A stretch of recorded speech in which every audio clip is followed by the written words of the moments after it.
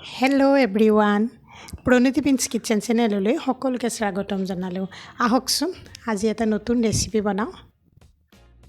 মই তাৰ কাৰণে প্ৰথমতে ওলকচুটো কাটি লৈছোঁ।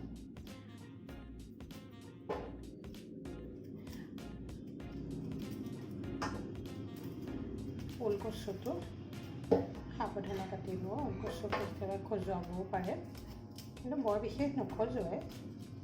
ওলকচুটো এনেকৈ কাটি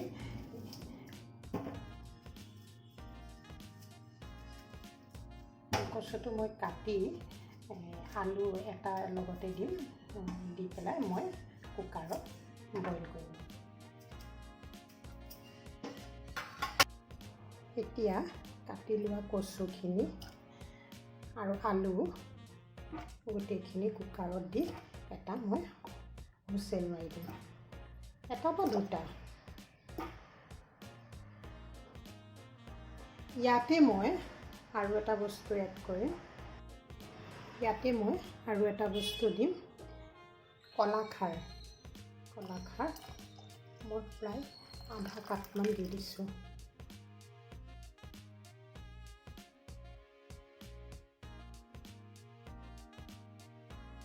ওলকচুৱে খজুৱাই বুলি বহুতেও নাখায়। যদি বইল কৰোঁতে কলাখাৰ বা তেনেকৈ খাৰ খোৱা চ'ডা তেনেকৈ দি দিয়ে, তেতিয়াহ'লে আৰু খজুৱাটো ভয় নাথাকে। এনেকৈ দিব পাৰে। এতিয়া মই 2টা বা 3টা চিটিয়া খালে ৰখিম। মই মছলাখিনি ৰেডি কৰি লওঁ। মই মিক্সি জাৰটোত ইয়াতে আপোনাৰ জিৰা আৰু ধনিয়া গুড়ি আছে। জিৰা ধনিয়াখিনি মিক্সি জাৰটোত দি লওঁ।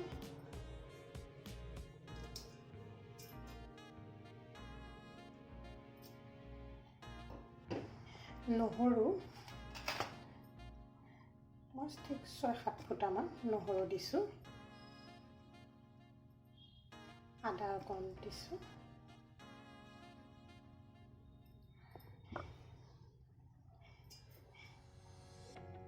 এইখিনি মই এতিয়া পিচি লওঁ। তাৰ কাৰণে মই অলপমান পানী দি দিছোঁ।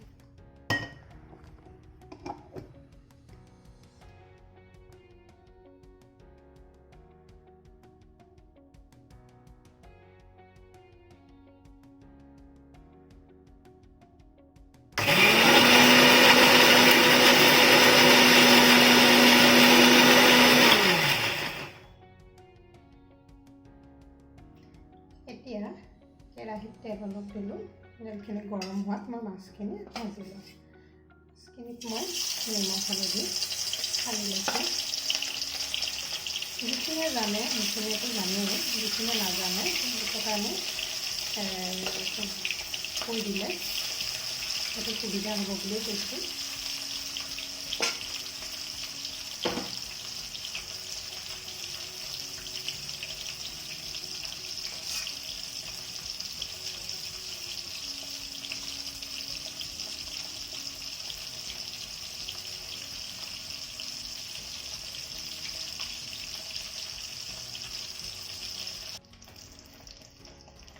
মাছখিনি ভাজি লৈ উঠাই ৰাখিলোঁ।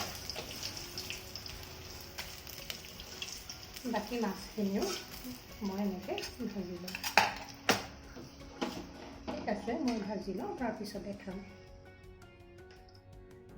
এতিয়া এই মাছ ভাজা তেলখিনিতে মই অকণমান পাঁচফোৰণ দিছোঁ।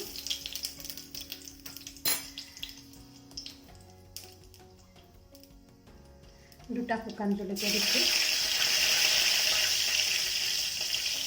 এটুকুৰ দালচেনি দিছোঁ। ইয়াতে মই পিঁয়াজ দিছোঁ এটা।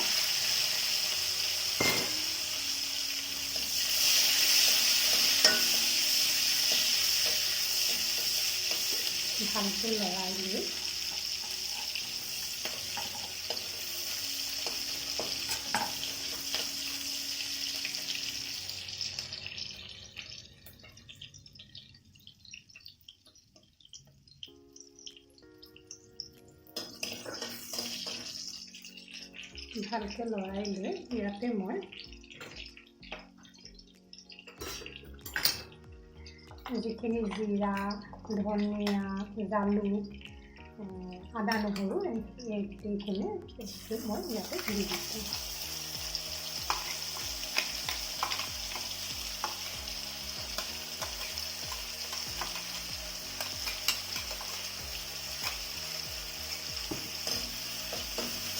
ভালকৈ লৰাই লওঁ।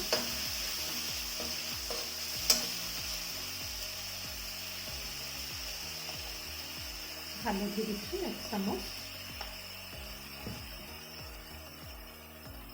ইয়াতে মই কাশ্মীৰী ৰেড চিলি পাউডাৰটো 1/2 চামুচ দিছোঁ।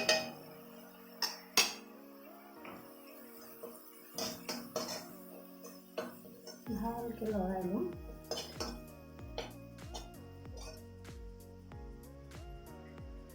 দুটা জলকীয়া দিছোঁ।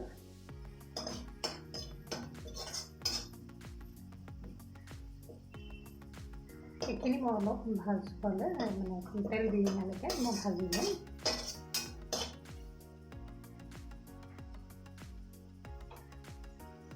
গেছটো অলপ বঢ়াই দিছোঁ।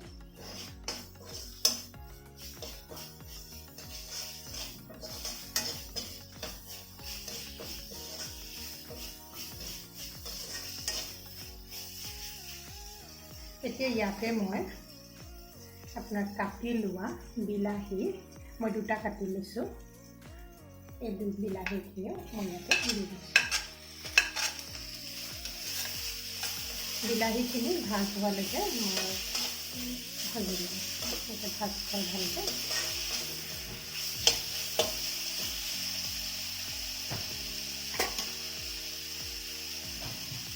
মই ইয়াতে অলপমান পানী দিছোঁ, ঠিক 1/2 কাপমান। মই সেই জাৰটো ধুই পেলাই সেই জাৰটো পানীখিনি দিছোঁ।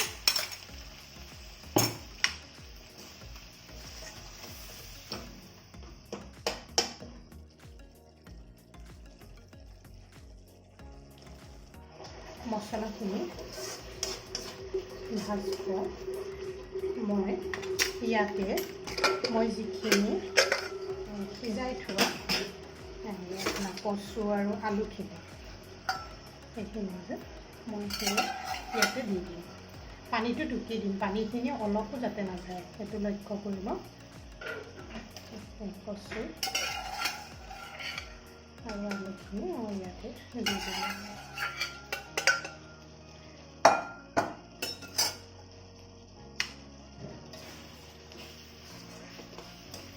এই ৰেচিপিটো আপোনালোকে বনাই খাবচোন, বৰ ধুনীয়া হয় খাবলৈ।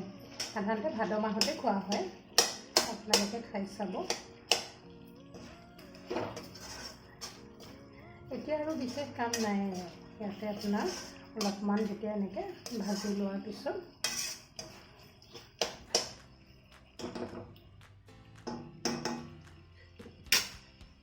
মই হালধি দিছিলোঁ,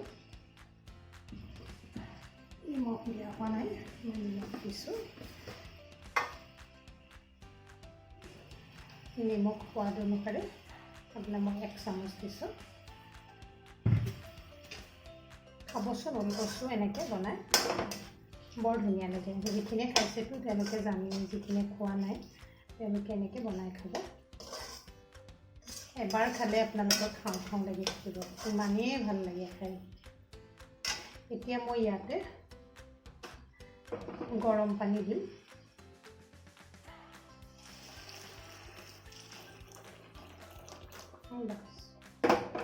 আৰু প্ৰয়োজন নাই। এইখিনি দি ইয়াতে আৰু এতিয়া মই মাছখিনি দি দিম।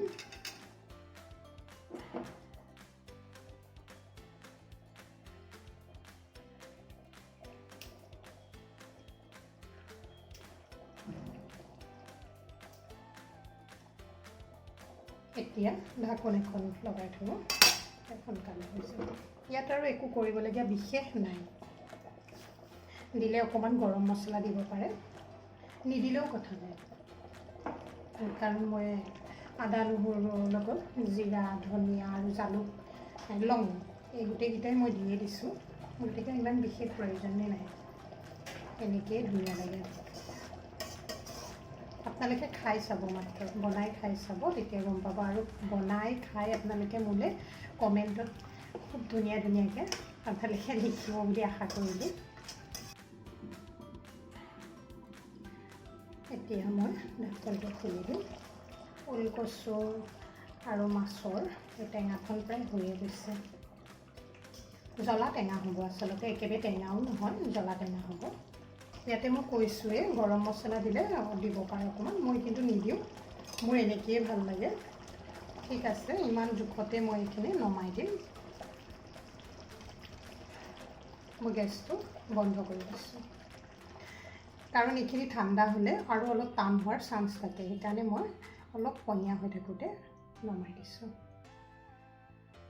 আপোনাৰ বিশেষ বেছি একো হেৰিও নাই, মাছকেইটুকু আপুনি ভাজি ল'লে। ওলকচুখিনি মই যেনেকৈ কৈছোঁ, অকণমান মাত্ৰ কলাখাৰ দিব। কলাখাৰ দিলে তেতিয়া আৰু নখজুৱাই, এনেই খজুৱাৰ অকণ চান্স থাকে। খজুৱালেও একো কথা নাই, অকণ মানে খোৱাৰ পিছত নেমু খাই দিব, একো নহয়। ওলকচুখিনি একেবাৰে গলিয়ে যায়, এইখিনি যিহেতু মই বইল কৰি লৈছোঁ।